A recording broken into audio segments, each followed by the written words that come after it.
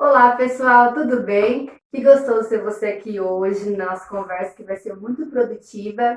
E eu queria já agradecer aqui a Adriana Esmerol, mais conhecida como Dri, uma excelente profissional e minha amiga.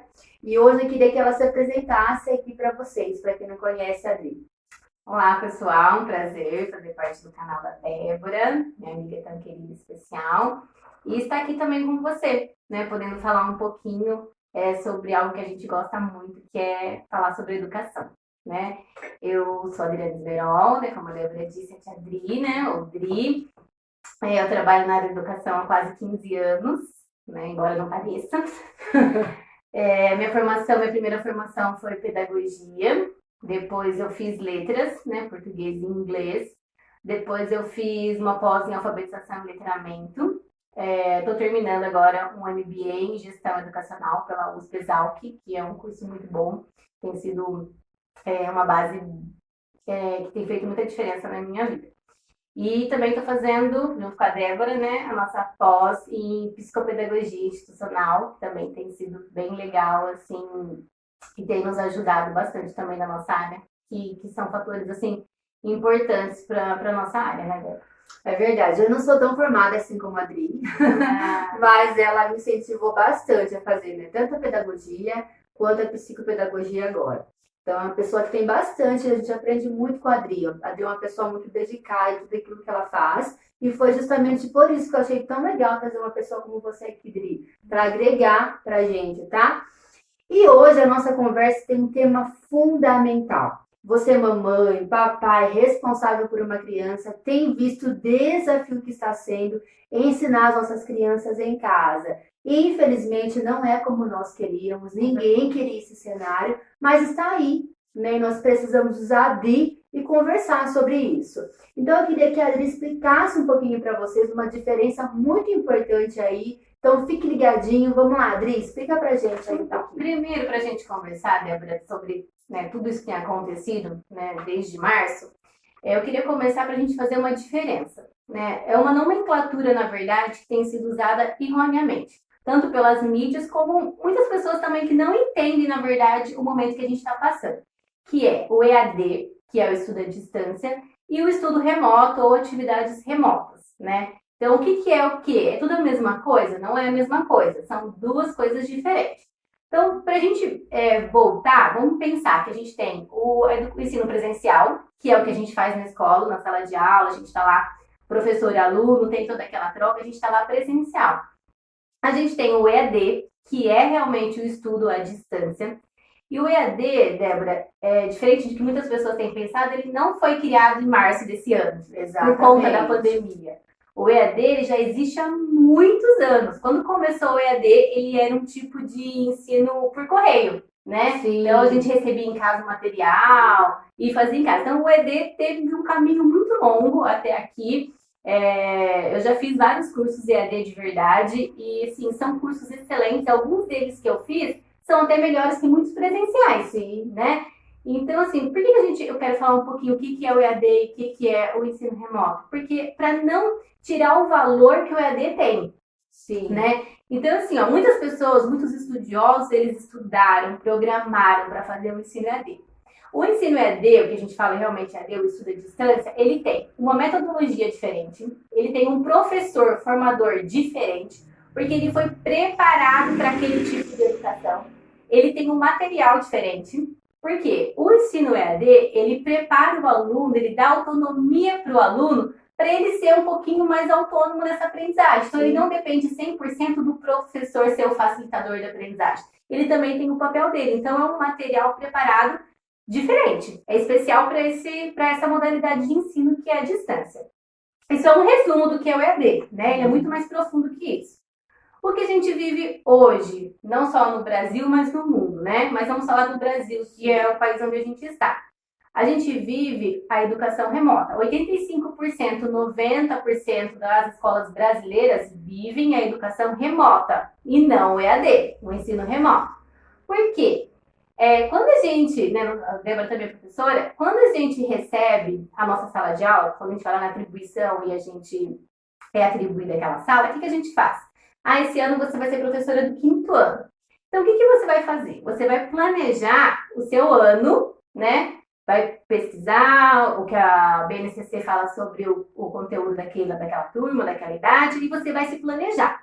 Então, os professores que receberam as suas turmas, né, esse ano 2020, em janeiro ou dezembro do ano passado, eles se programaram, eles se planejaram para fazer a aula presencial, né? Exato. Então, ele teve um planejamento. Então, eu fiz meu planejamento. A gente faz primeiro o planejamento anual, algumas escolas fazem depois semestral e algumas bimestral. Então, estava tudo pronto. O professor planejou viagens, né, com a turma, experiências, jogos, brincadeiras, tudo pensando no presencial. O que aconteceu? Aconteceu que nós não tivemos nem um bimestre praticamente de aula, Exatamente. né? Porque nós tivemos o carnaval, já, né, a gente parou um pouquinho. Quando a gente voltou, quando o ano ia começar, né, no dia 16 de março, recebemos a notícia que deveríamos parar tudo. O professor estava preparado para isso? De forma alguma. A escola estava preparada?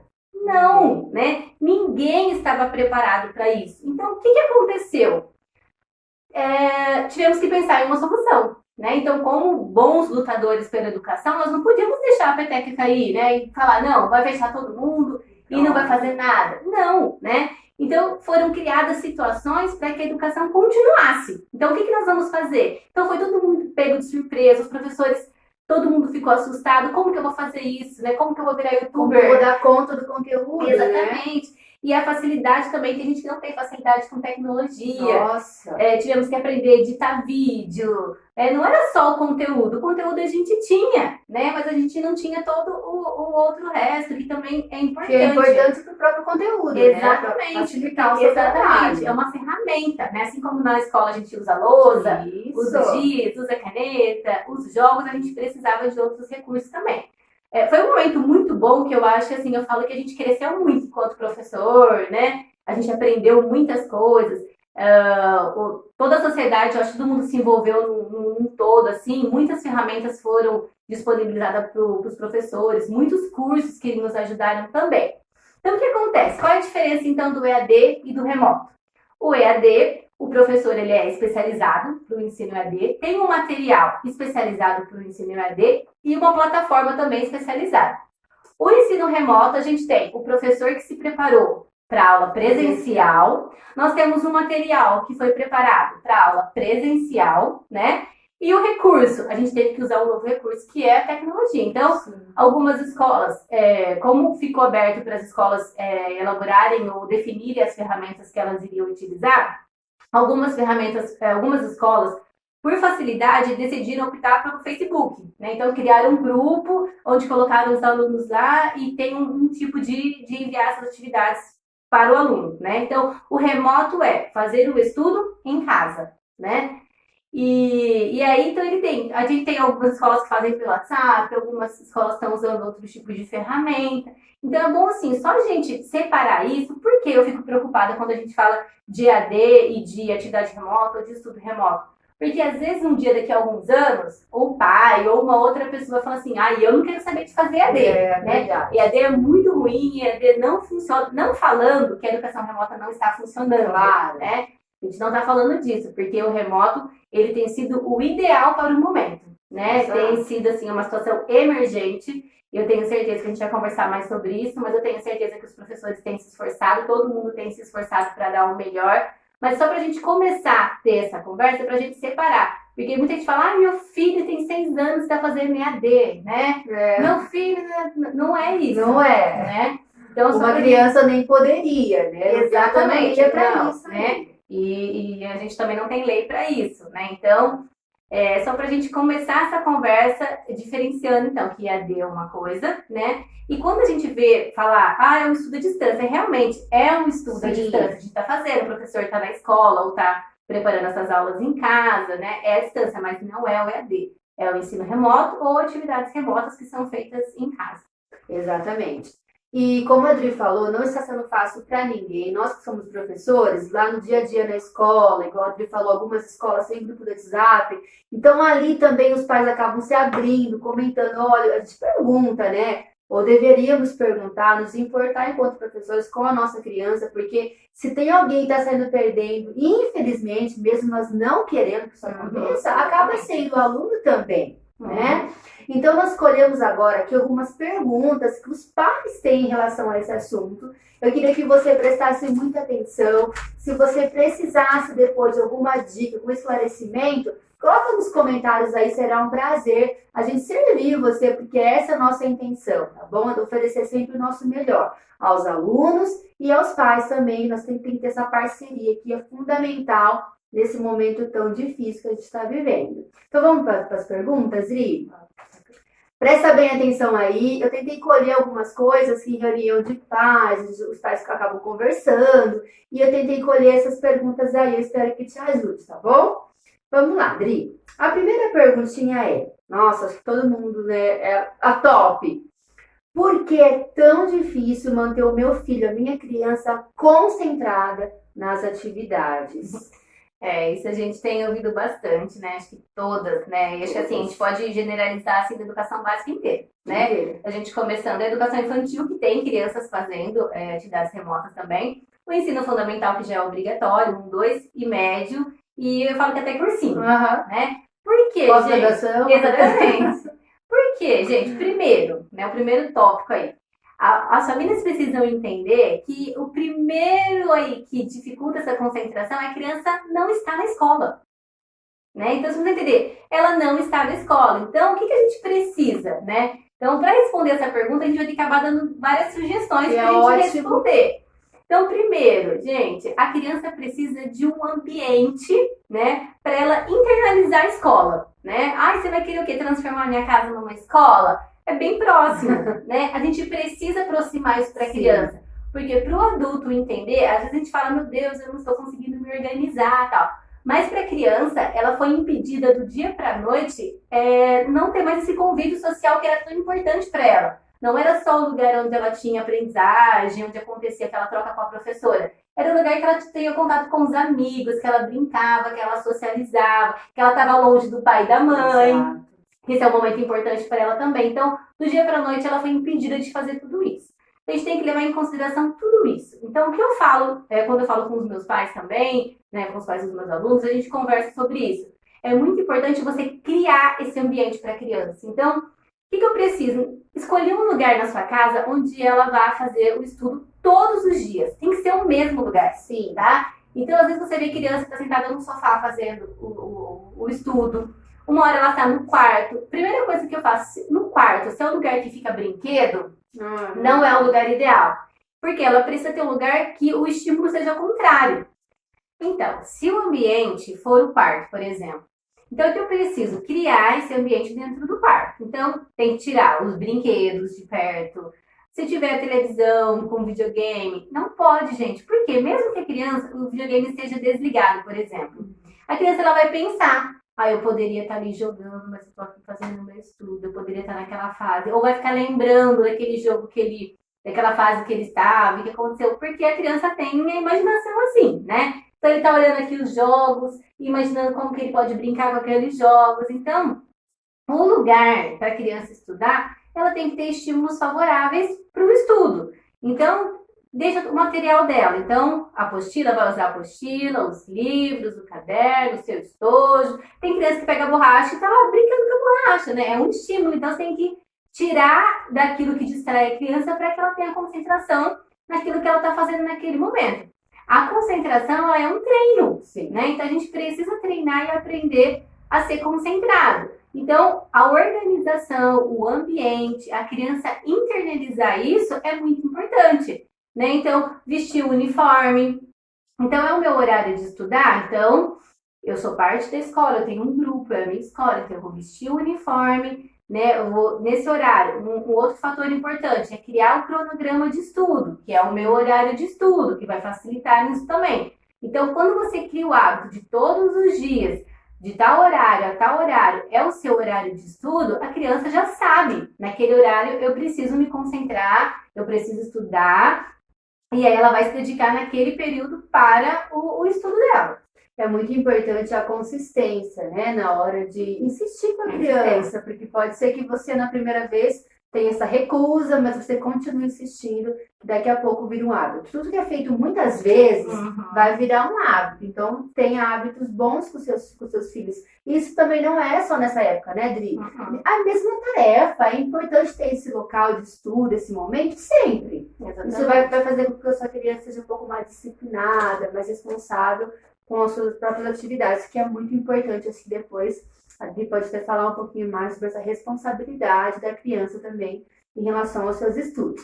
Vamos para a segunda pergunta, então? Deixa eu complementar uma coisa, Débora. Você disse agora, o hábito de estudo é exatamente isso, ele é construído.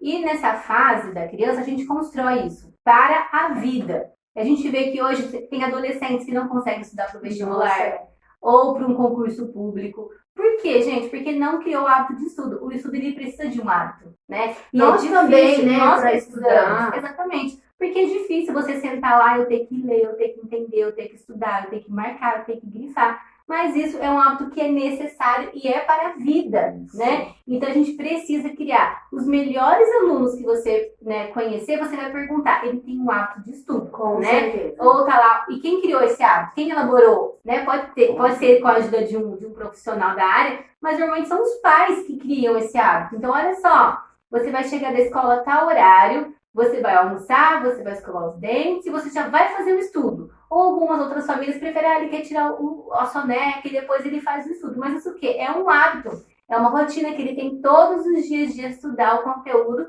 que já foi trabalhado na sala de aula, né? Então, nesse momento que a gente está vivendo de pandemia, essa rotina também é importante, né? Ele vai criar esse hábito, né, de colocar na mente, eu não estou de férias.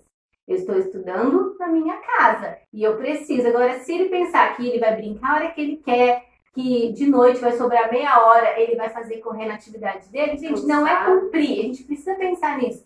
Que não é cumprir o seu livro, né? Cumprir a sua apostila. Não, é ele realmente estudar, né? Entender aquele conteúdo, assistir o vídeo do professor, entender a proposta, entender a explicação, tirar dúvida, né? Então, tudo isso é importante. Mas o hábito, ele vai ser fundamental, né? Ele criar essa rotina de estudo, essa organização. Tem várias planilhas na internet, planner que você consegue baixar, que tem todos os dias da semana, e você organiza, cola na geladeira da sua casa para ele saber de segunda-feira o que você vai fazer, de terça-feira, de quarta-feira. Cria um hábito para a criança e ela consegue se organizar, né? As pessoas mais bem-sucedidas que a gente tem no mundo são pessoas organizadas. Tem né? hora para dormir, exatamente. É assim, né? Então, é assim que tem que ser. Exatamente. A disciplina faz uma boa pessoa. Então, quer ser bem-sucedido em qualquer área da sua vida, seja organizado, né? Exatamente. E a gente aprende isso enquanto criança.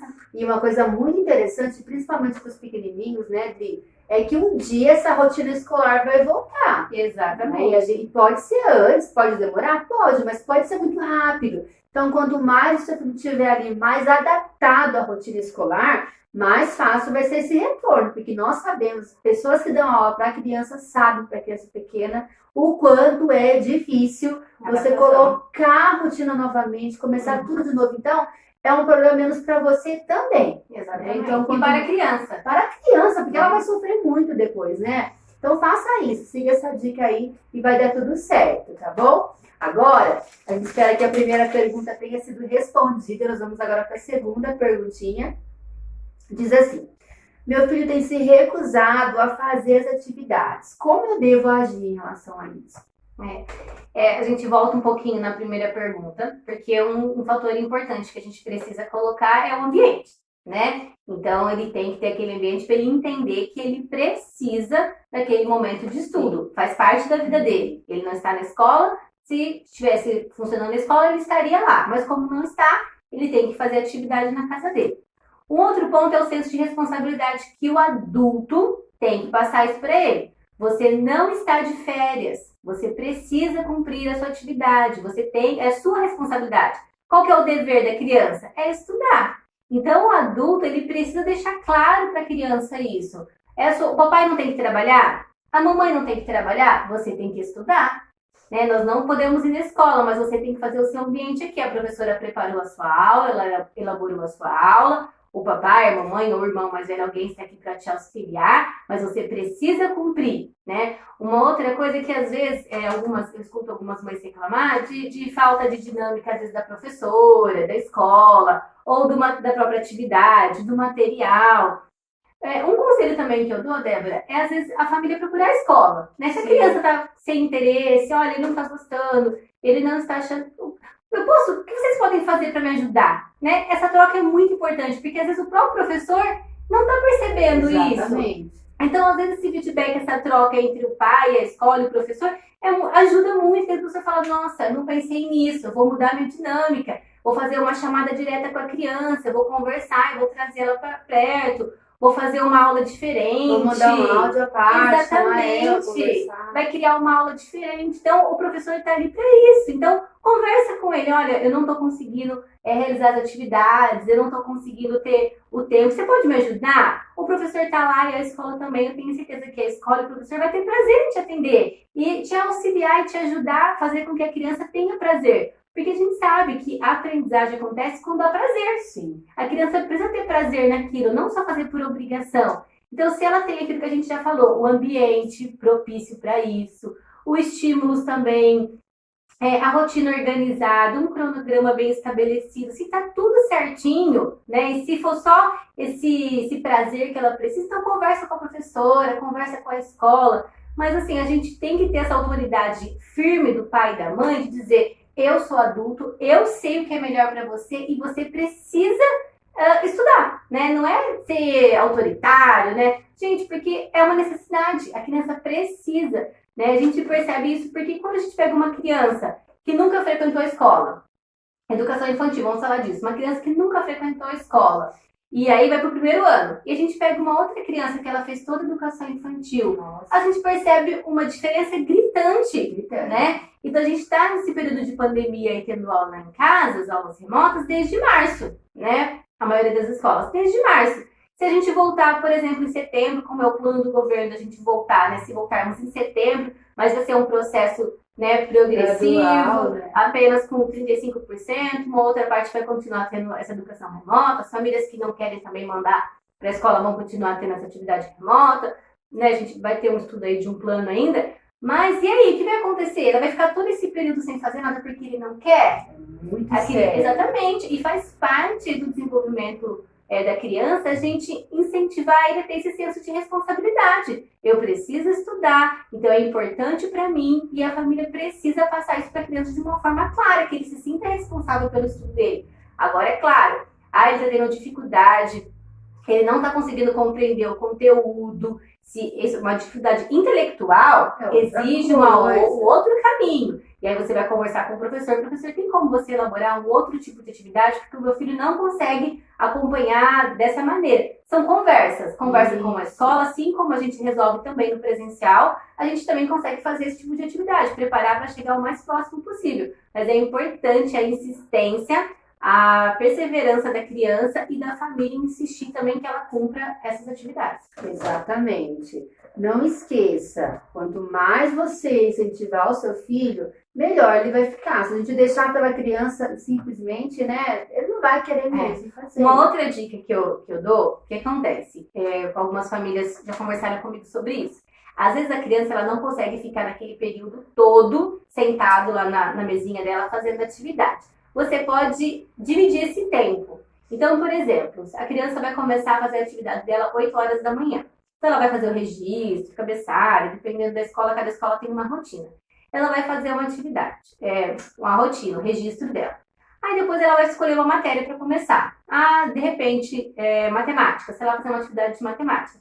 Ela vai ouvir o áudio da professora ou a videoaula, vai assistir. Quando ela terminar de assistir, você vai conversar com ela. O que você entendeu dessa atividade? Você sabe o que é para fazer? Vamos agora então para o livro, para a apostila. E aí você vai responder. Deixa a criança ter autonomia daquilo que ela entendeu. Se ela tiver dúvida, lógico, você vai auxiliar ela.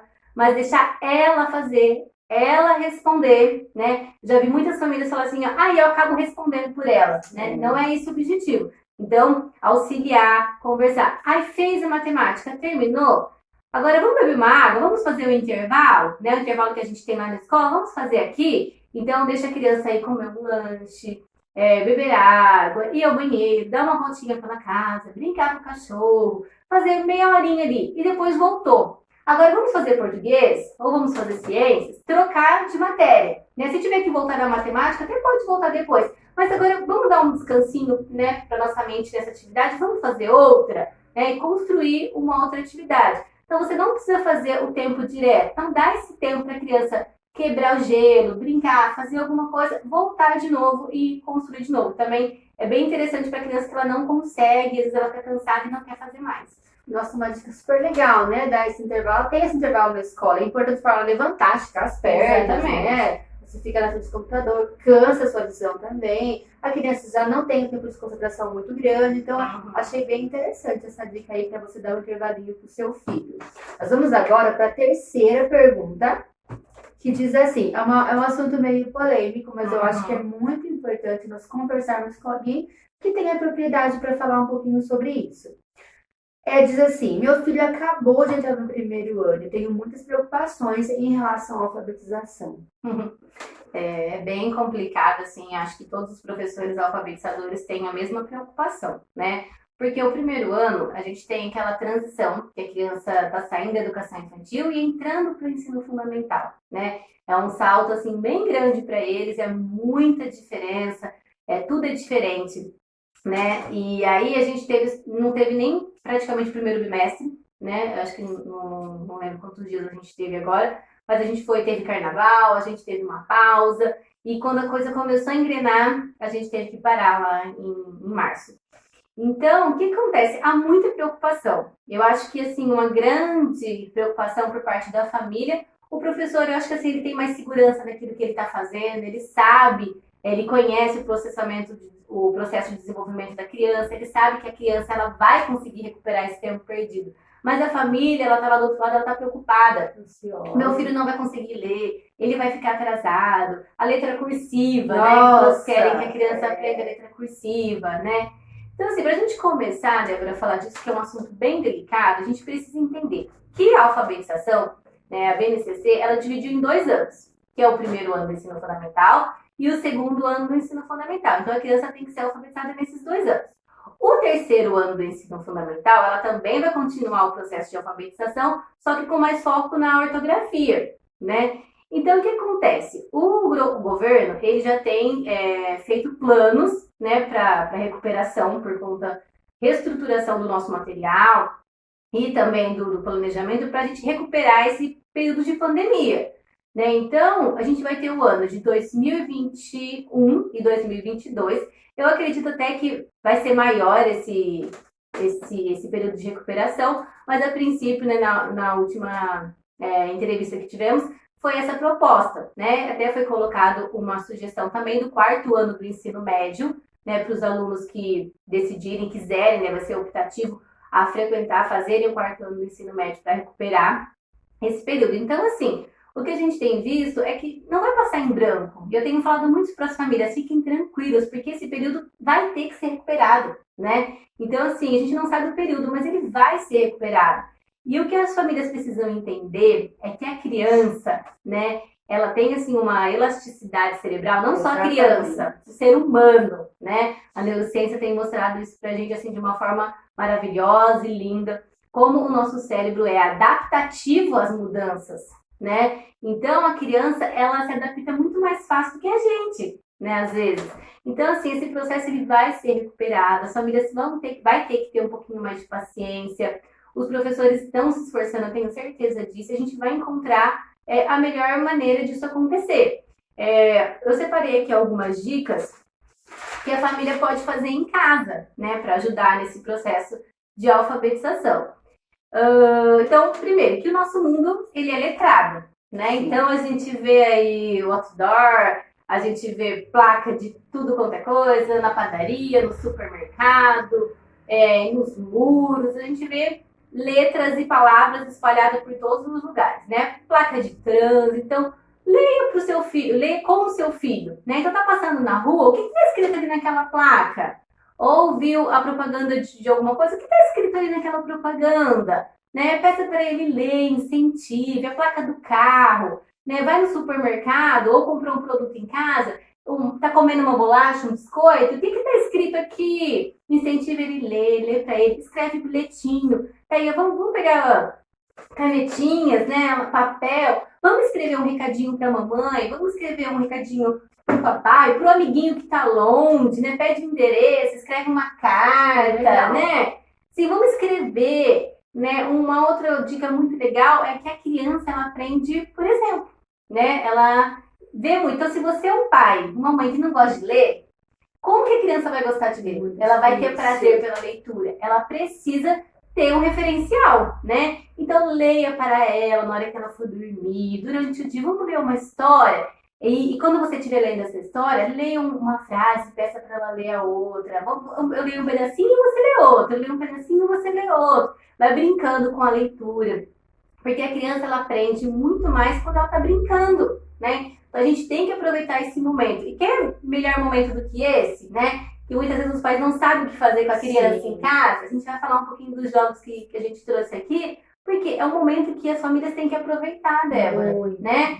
Então, assim, vamos trabalhar palavrinhas. Se você não tem o alfabeto móvel, a gente tem algum lugar aqui. Vamos já mostrar isso aqui só pra gente ver. Olha só que legal. Aqui eu tenho todas as letrinhas do alfabeto, né? Então você pode imprimir da internet, você pode fazer com canetinha, pegar papel, fazer as letrinhas do alfabeto, né? Vamos escrever algumas palavrinhas, vamos escrever o seu nome, vamos escrever o nome do papai, vamos escrever o nome do cachorro, vamos escrever o nome do nosso bairro, da nossa cidade, do nosso país, brincar com eles, né? E aí a gente pode trabalhar com consciência fonológica, vamos falar cavalo? Vamos pular, ó, cada vez que a mamãe abrir a boquinha, a gente vai dar um pulo, né? Ou vai bater palma. Super legais. Então, assim, ó, é brincar, né? Então, coisas assim que ela faria na escola, procura você fazer em casa também. Você vai ajudar, né? E assim, ó, e tenha tranquilidade, que seu filho vai recuperar esse tempo, ele vai aprender a ler, ele vai aprender a escrever, ele vai fazer letra cursiva.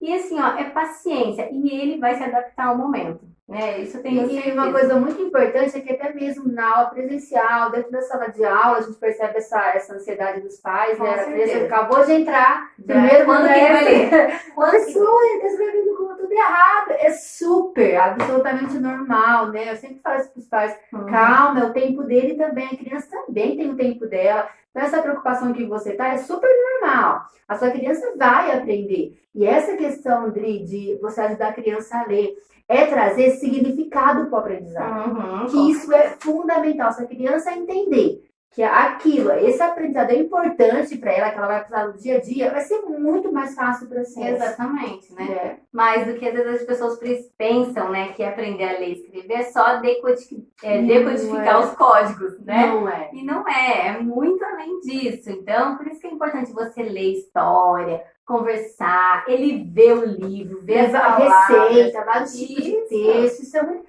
coisas do dia a dia, coisas assim, vai fazer um bolo com a sua criança, ali você vai medir, vai ver número, quantidade, a criança tem N maneiras, né, de aprender. Então faça isso, faça um esforcinho, eu sei que nem sempre é fácil para pai e mãe que já cansado de serviço, mas faça um esforcinho uma vez por semana, faça uma receita, tem N maneiras, né, e se você quiser alguma dica da Adri, deixa nos comentários, se precisar eu mando pro seu telefone, né, Adri, e ela vai te ajudar com muito prazer, tá bom?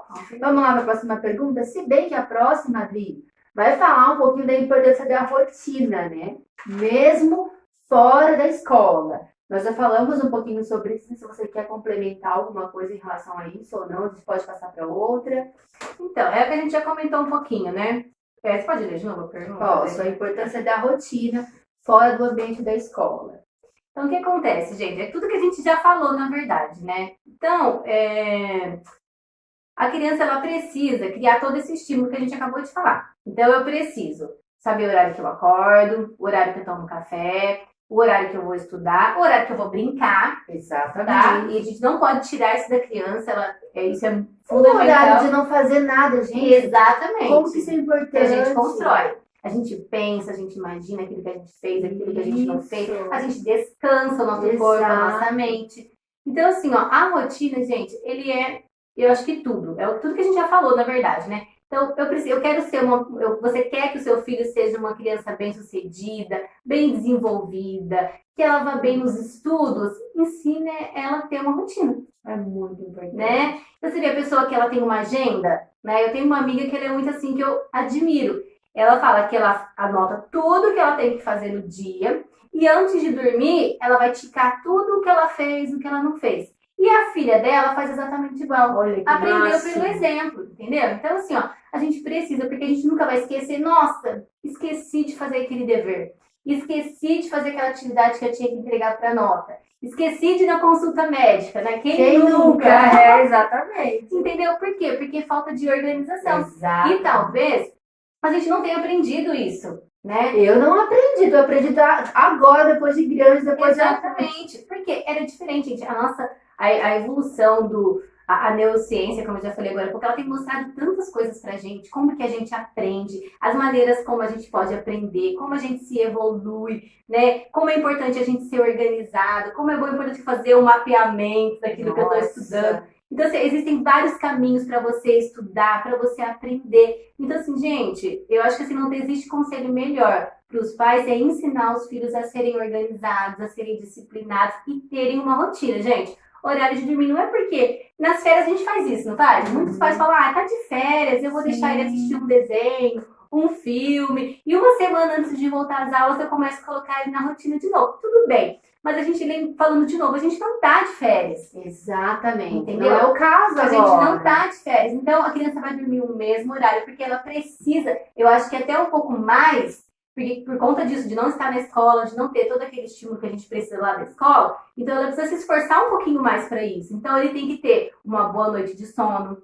né? Ele tem que dormir bem, ele tem que acordar bem, ele tem que ter uma boa alimentação. Horários para almoçar. Exatamente, né? tudo certinho. O horário que eu almoço, o horário que eu janto. Se puder, né, a família toda junto naquele horário é bem legal. Se não puder, né, a gente sabe por conta da rotina. Mas assim, ó, o cronograma, a organização. Eu acho que eu já falei disso, mas existem vários planners que você pode baixar na internet. Ou você mesmo pode fazer, pegar uma folha de sulfite e colocar lá o que você vai fazer cada dia da semana, o horário. E a criança, você já cumpriu esse horário? Olha, agora são 3 horas da tarde. O que você tinha que fazer agora? E a criança, gente, ela necessita. Ela pede por isso, exatamente. Você fala, ai não, ela não gosta. Ela gosta sim, tá? É segurança para ela. Exatamente. Né? Então, assim, e quem ensina? O adulto. Exato. Ela precisa de um adulto para ensinar. Então, seja esse adulto, né? Eu gosto muito de vários educadores que têm esse tipo de filosofia, né? Então, se você ama, então você tem que ser autoridade. Quem ama, ensina. Quem ama, educa. Quem ama, corrige. E dá trabalho. Dá trabalho. E é muito interessante isso de rotina. Esses dias eu tava me pegando, porque a minha filha dorme à tarde. Sempre dormiu. Ela é um reloginho. E é importante. Ela tem horário pra tudo, Isabel. Pra tudo mesmo.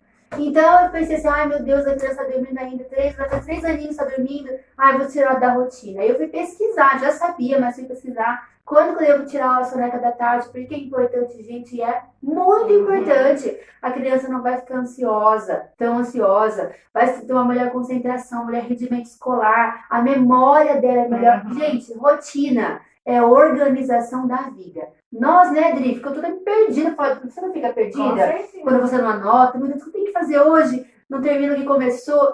É desorganização total. Então, para sua criança, a rotina é fundamental para tudo. Para a vida dela enquanto adulto, né? Exatamente. A gente vai levar para a vida, né? Então, invista na rotina da sua criança. E agora, a última pergunta, eu acho que é a principal, né? Vamos ver o que a Dri pensa em relação a isso. Não sei o que você pensa em relação a isso, se você quiser comentar com a gente. O que você pensa sobre isso? Quais as implicações de pedir a reprovação do meu filho nesse ano? Olha, Débora, assim, é um assunto bem polêmico, principalmente quando a gente está em roda de educadores, assim, porque cada um, na verdade, tem um conceito, um posicionamento a respeito disso.